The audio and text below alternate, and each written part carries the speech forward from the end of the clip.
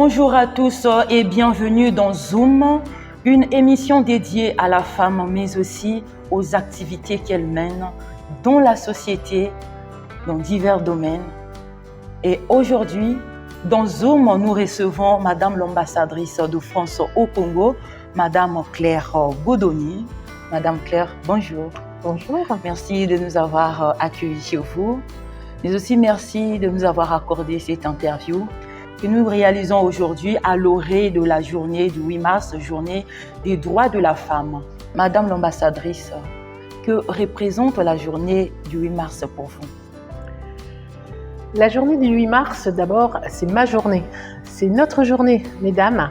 Mais ce n'est pas seulement une journée pour nous, c'est une journée pour les droits de la femme. Les droits de la femme, ce sont des droits essentiels pour qu'une société avance. Donc la journée du 8 mars, c'est simplement un témoignage aujourd'hui que les droits de la femme doivent être portés les autres jours de l'année. Ce n'est pas un jour pour la femme et les 364 autres jours pour les hommes. C'est les droits de la femme tout le temps, parce que ce sont les femmes qui portent la société. On le voit au Congo.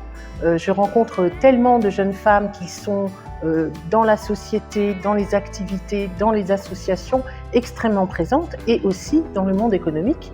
Et puis aujourd'hui, je suis interviewée par une journaliste femme.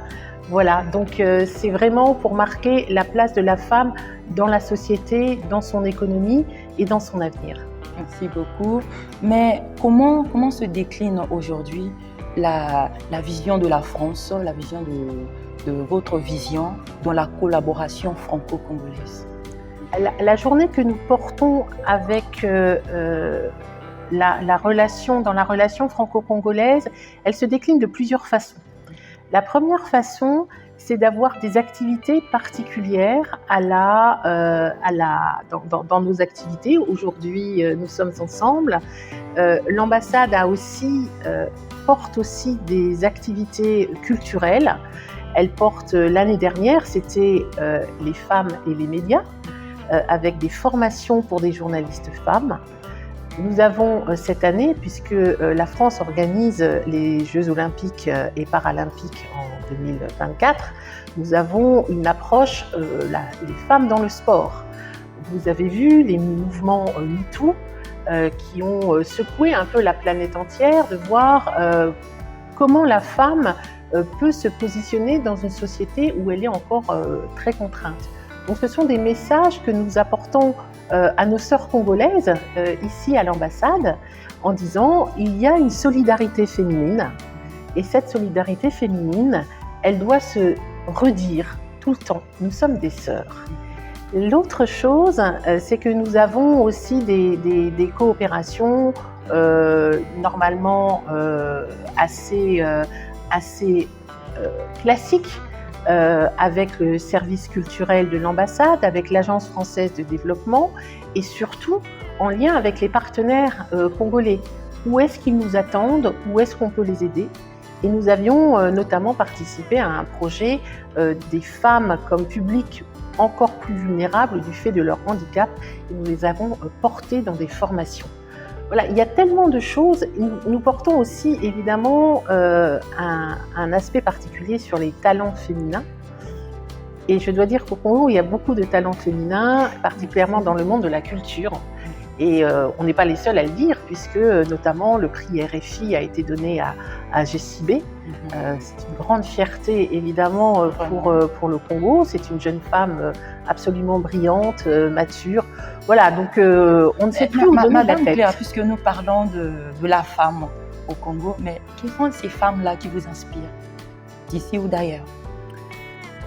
Alors, je vais me limiter au Congo, parce qu'il y en a quand même déjà beaucoup des femmes inspirantes. Moi, je trouve que celle qui inspire le plus, parce qu'elle est dans un métier qui est habituellement réservé aux hommes, c'est Françoise Toumé. C'est une grande scientifique, et on a dans les stéréotypes plutôt l'impression que la femme, elle est dans la littérature. Mais une femme dans les sciences, c'est plus rare, et c'est une grande dame. J'ai rencontré aussi d'autres femmes dans d'autres environnements. Par exemple, j'ai rencontré Marouchka. Alors, elle est dans le slam, elle est dans la culture, dans la poésie. Il y a aussi Marie-Hélène que j'ai rencontrée récemment en 2023. En 2023, à 23 ans, elle a été publiée. À 23 ans, être publiée, c'est absolument remarquable. Et puis, il y a toutes les autres femmes que je voudrais citer, dont on ne parle jamais, mais que je rencontre. Vous n'en avez jamais entendu parler. Mais c'est Dorine, qui est hôtesse, que j'ai rencontrée à Savourian-de-Brazza, au Mémorial. C'est Trifène, que j'ai rencontrée, qui était volontaire du service international en France, pour aider la société française. Nous avons des volontaires ici au Congo, mais nous avons des volontaires en France, et j'ai rencontré Trifène. Et j'ai rencontré très récemment Souek, qui est une jeune femme absolument extraordinaire, très investie dans la défense de la culture congolaise.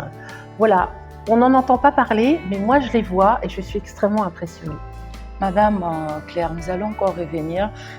Vous avez parlé des Jeux olympiques. Nous savons que Paris est en plein préparatif des Jeux olympiques. Et ces Jeux sont décrits comme étant les premiers Jeux paritaires de l'histoire. Qu'est-ce que vous pouvez nous dire? Alors, c'est vrai que d'abord, je voudrais juste rappeler les Jeux olympiques en 1900 à Paris, pour la première fois ouverts aux femmes.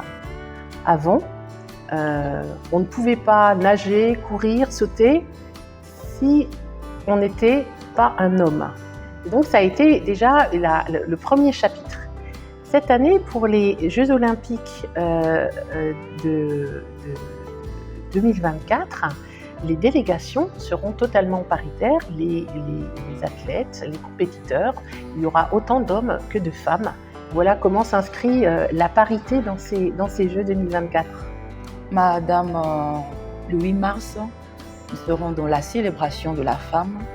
Pour terminer, quel est le message que vous pouvez, vous souhaiter donner aux femmes, mais aussi aux hommes? Vous avez complètement raison. On ne peut pas faire de message aux femmes sans faire de message aux hommes. Bien sûr. Et moi, je voudrais faire un message qui est un message un peu sérieux, un peu solennel presque. Messieurs, vous avez besoin des femmes, il faut bien les traiter. Une femme est un cadeau, comme un homme est un cadeau pour une femme. Et donc, le respect mutuel dans une société est absolument fondamental. Et pour vous, mesdames, ayez confiance en vous. Soyez vraiment sûres que vous êtes capables de tout. J'ai rencontré beaucoup de femmes dans ma carrière et vous êtes extraordinaires, capables de tout. Et au Congo, cette assurance ne m'a jamais fait mentir. Je suis extrêmement heureuse d'avoir rencontré mes sœurs congolaises. Madame l'ambassadrice, merci de nous avoir accueillis, mais aussi de nous avoir accordé cette interview. Nous vous souhaitons bien avant déjà bonne fête. Bonne fête à nous. Merci beaucoup à nous toutes. Au revoir. Au revoir. Bientôt. Au revoir. Merci. Merci.